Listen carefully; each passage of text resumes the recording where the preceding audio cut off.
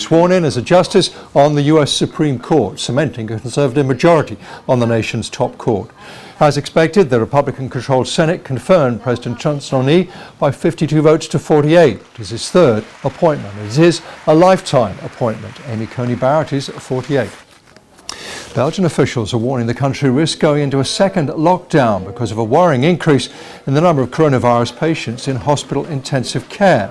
10 Belgian hospitals have asked medics who've tested positive for COVID-19 but shown no symptoms to keep working. Scientists at the US Space Agency, NASA, say there is probably more water on the moon than previously thought.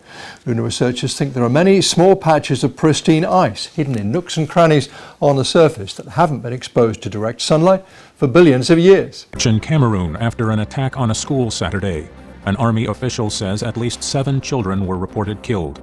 No one has claimed responsibility. China says it will take steps to punish 3 American companies for selling arms to Taiwan. Thailand's biggest opposition party calls on Prime Minister Prayut Chan-o-cha to resign. The appeal came in the first day of special parliamentary meetings to discuss recent protests. And Typhoon Molave struck the Philippine island of Luzon Sunday night. The storm brought down power lines and caused flooding. We start this hour here in Japan, where Prime Minister Suga Yoshihide has delivered his first policy speech in the Diet since taking office last month. Topping the agenda was the coronavirus pandemic. The number of confirmed cases accelerated in late June, but the spread of infection began to decline. The downward trend is now slowing, and at this moment the situation is unpredictable. We will do everything to prevent an explosive increase in infections and protect people's health and lives. We will also resume social and economic activities and revitalize the economy.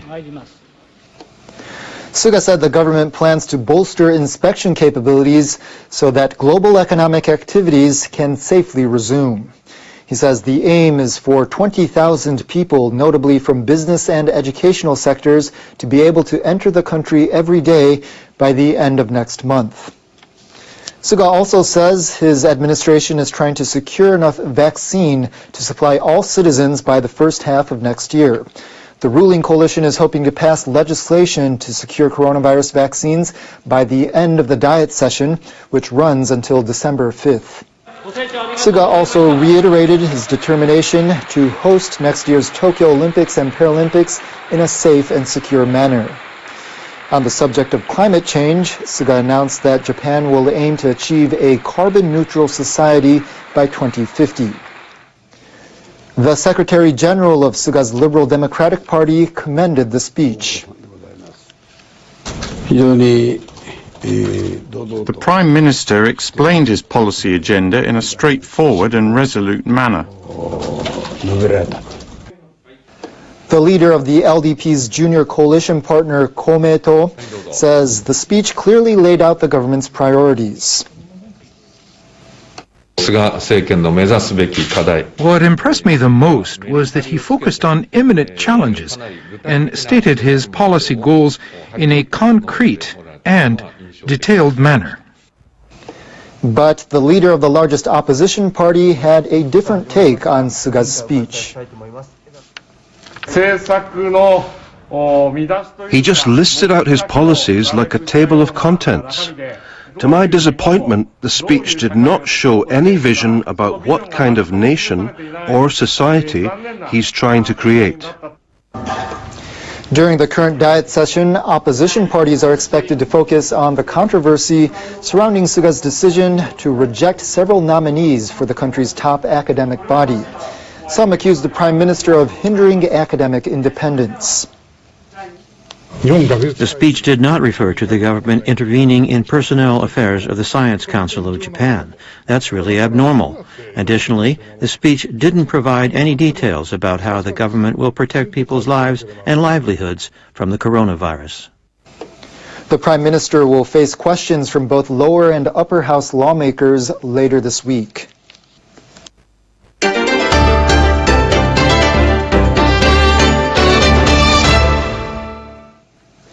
A United Nations treaty banning nuclear weapons will go into effect next January after being ratified by 50 nations and territories.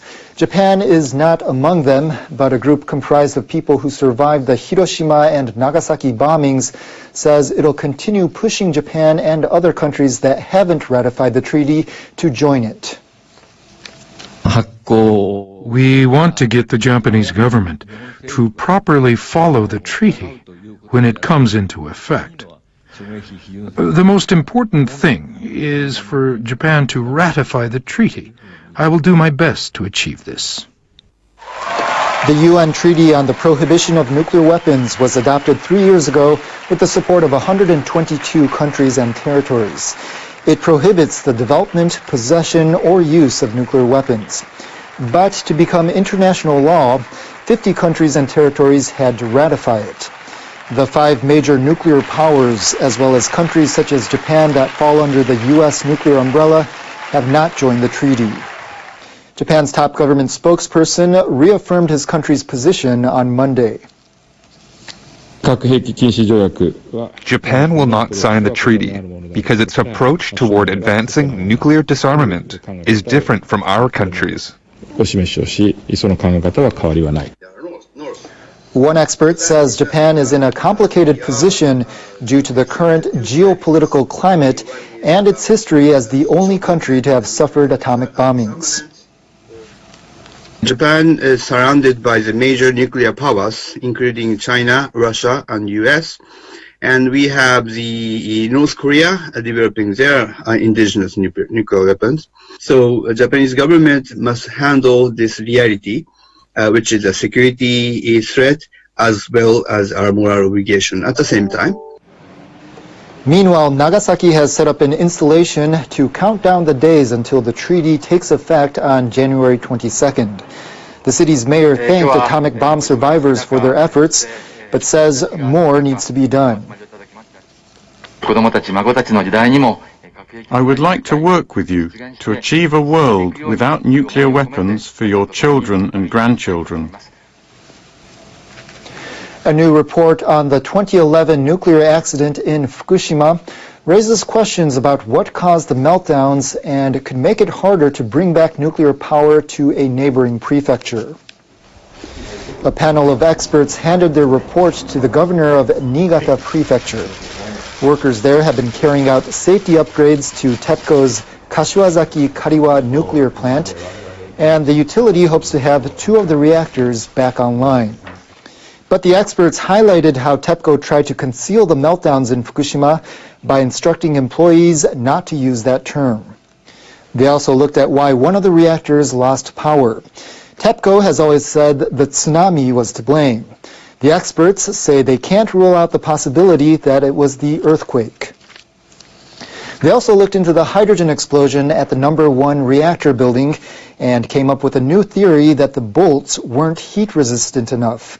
They say temperatures inside the reactor may have loosened the bolts and allowed hydrogen gas out. Some parts of the Fukushima Daiichi compound remain off limits due to high radiation levels, but the experts say TEPCO and the Japanese government should keep investigating the accident while they decommission the plant. Niigata Prefecture leaders plan to use the report to help decide whether to allow the Kashiwazaki Kariwa plant to restart. Parliament in Thailand has begun a special session to discuss tensions over political protests. Anti-government demonstrators have been taking to the streets almost daily, demanding Prime Minister Prayut Chan-o-cha's resignation and reform of the monarchy. I'm worried about inappropriate behaviour, therefore the government has agreed to have this parliamentary session. We don't want to see clashes or chaos in the country. The 2-day special session runs through Tuesday. Lawmakers are debating the government's reaction to the protests, including the emergency decree and subsequent violent police crackdown in the capital this month. But discussions about the monarchy are not on the agenda. Anti-government demonstrations led by young people have been held nearly every day in recent weeks, and a state of emergency was imposed for several days in Bangkok to suppress the protests. The special session is believed to be a sop to the demonstrators. On Monday, protesters marched to the German embassy to submit a letter seeking an investigation into whether King Maha Vajiralongkorn has been exercising sovereign power in Germany. The king spends most of the time in the country. Royalists were also at the embassy to submit a letter. They urged the German government to ignore the protesters' demand, saying it's based on misleading information. Factory workers in the former Soviet Republic of Belarus are staging a walkout to try to force President Alexander Lukashenko to resign.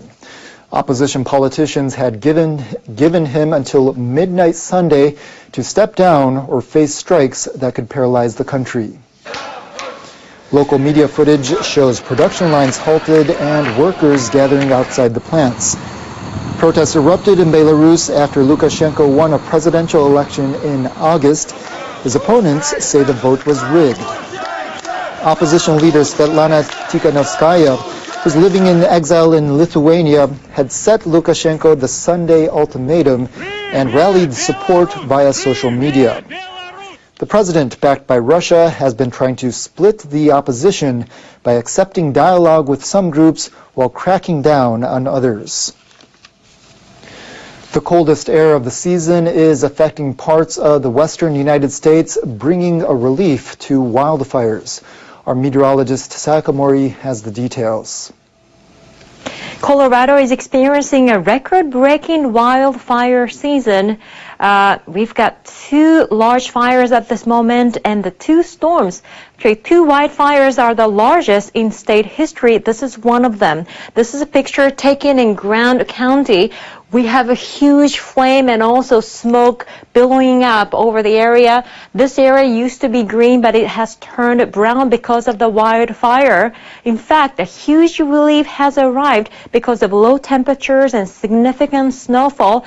Very cold air, enough to turn any precipitation to ice or snow in lower elevations. It's covering many places of the United States, and we will see very low temperatures on Monday as well. -8 is expected in Denver. That's over 20 degrees lower compared to what we should see during this time of year.